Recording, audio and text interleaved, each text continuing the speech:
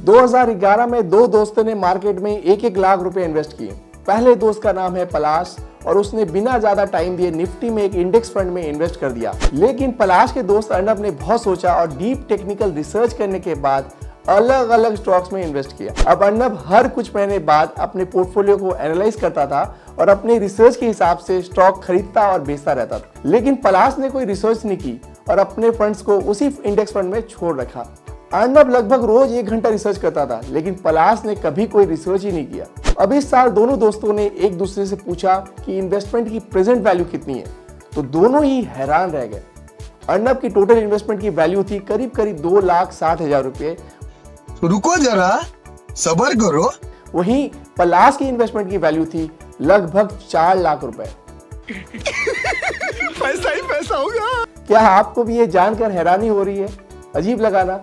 असल में ये होना बहुत ही कॉमन है और इसी कारण इंडिया में पैसिव इन्वेस्टिंग का ट्रेंड बहुत ही तेजी से बढ़ रहा है। आजकल सभी के पास टाइम बहुत कम होता है और ऐसे में हर इंसान इन्वेस्टमेंट ऑप्शन ढूंढता है जिनमें उन्हें ज्यादा टाइम ना देना पड़े और वो अच्छी रिटर्न्स एक अच्छे केवल सेफ्टी के साथ ले सके। पैसिव इन्वेस्टिंग का सबसे फेमस और प्रभावी ऑप्शन है इंडेक्स फंड्स और ETFs। वो तो आपने सुना ही होगा, लेकिन सबसे बड़ा सवाल ये है कि चूज कौन सा किया जाए और इनमें डिफरेंसेस क्या है। तो आज की वीडियो में हम इन दोनों इन्वेस्टमेंट स्ट्रैटेजी के बारे में बात करेंगे और सभी डिफरेंसेस को बड़े ही सरल भाषा में समझेंगे।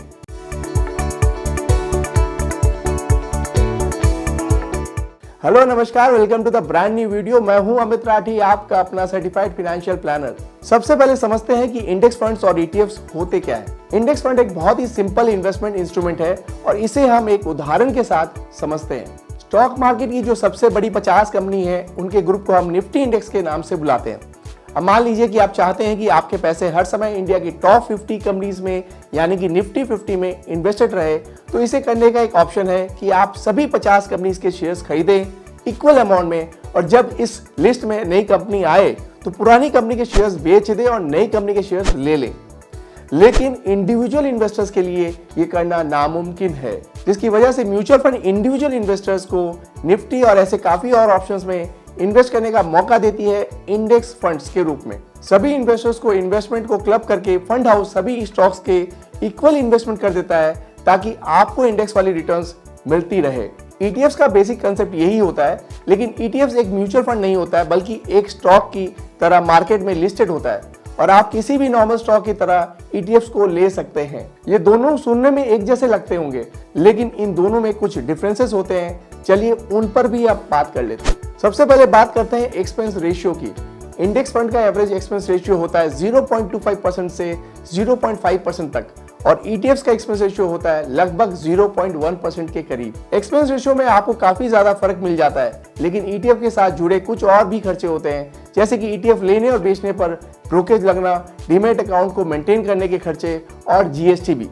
ये सभी खर्चे आपको इंडेक्स फंड्स में नहीं करने होते हैं। अगर हम पैसिव फंड्स मतलब इंडेक्स फंड्स ETF के एक्सपेंस रेशियो एक्टिव फंड से कंपैरिजन करें तो एक्टिव फंड्स के एक्सपेंस रेशियो काफी हाई होते हैं। इसका कारण है कि एक्टिव फंड्स में फंड मैनेजर को एक बड़ी रिसर्च टीम को एम्प्लॉय करके रखना पड़ता है और काफी रिसर्च करनी पड़ती है। वहीं पैसिव फंड में ऐसा नहीं होता है, इसलिए इंडेक्स फंड के एक्सपेंस रेशियो एक्टिव फंड से कम होते हैं। और सोने पर सुहागा वाली बात होती है रिस्क फैक्टर्स। एक्टिव फंड्स के कंपैरिजन में रिस्क बहुत कम होता है और अगर आप पिछले 5-7 सालों के डेटा को चेक करेंगे तो आपको दिखेगा कि पैसिव फंड्स ने एक्टिव फंड्स को आउट परफॉर्म किया है। अब बात करते हैं डीमैट अकाउंट की रिक्वायरमेंट की। ETF लेने के लिए आपके पास डीमैट अकाउंट होना चाहिए, लेकिन इंडेक्स फंड लेने के लिए आपको डीमैट अकाउंट की जरूरत नहीं है। इसका मतलब है कि इंडेक्स फंड को स्टॉक मार्केट एक्सचेंज पर लिस्ट होना कंपलसरी नहीं होता है, लेकिन ETF के लिए ये कंपलसरी होता है। अब बात करते हैं प्राइसिंग की। इंडेक्स फंड के प्राइस बाकी म्यूचुअल फंड्स की तरह मार्केट के क्लोज होने के बाद डिक्लेयर होता है, लेकिन ETF की प्राइस ट्रेडिंग आवर्स में हर समय चेंज होता रहता है। अब इसमें एक फायदा भी है और नुकसान भी। फायदा ये है कि जिन इन्वेस्टर ने शॉर्ट टर्म ट्रेड्स करने होते हैं वो रियल टाइम ETF में प्राइस के साथ खरीद सकते हैं, लेकिन नुकसान ये भी है कि खरीद बेच के लिए मार्केट में लिक्विडिटी के हिसाब से होगी और ETF के इंडिया में लिक्विडिटी रिलेटिवली कम होती है और इससे आपको कभी कभी प्रॉब्लम भी आ सकती है। इंडेक्स फंड में लिक्विडिटी का इशू नहीं आता है।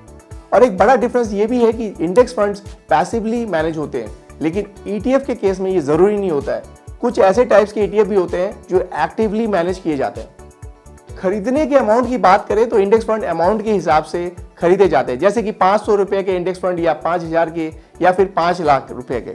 लेकिन ETF यूनिट्स के हिसाब से बिकते हैं। ETF के एक यूनिट का कुछ प्राइस होता है और ये मार्केट में बाई सेल की रेशियो के हिसाब से चेंज भी होता रहता है। अब बात करते हैं SIP इन्वेस्टमेंट ऑप्शंस की। इंडेक्स फंड में आप SIP के जरिए इन्वेस्टमेंट कर सकते हैं, लेकिन ETF में आपको ये ऑप्शन अवेलेबल नहीं है। अगर आप डिसिप्लिन वे में SIP के थ्रू पैसे इन्वेस्टमेंट करना चाहते हैं तो इंडेक्स फंड आपके लिए बेस्ट ऑप्शन है। ये थे सभी डिफरेंसेस इंडेक्स फंड्स और ETF के बीच में। उम्मीद करता है कि आपको सभी डिफरेंसेस क्लियर होंगे और अब आपके लिए डिसीजन लेना काफी आसान होगा।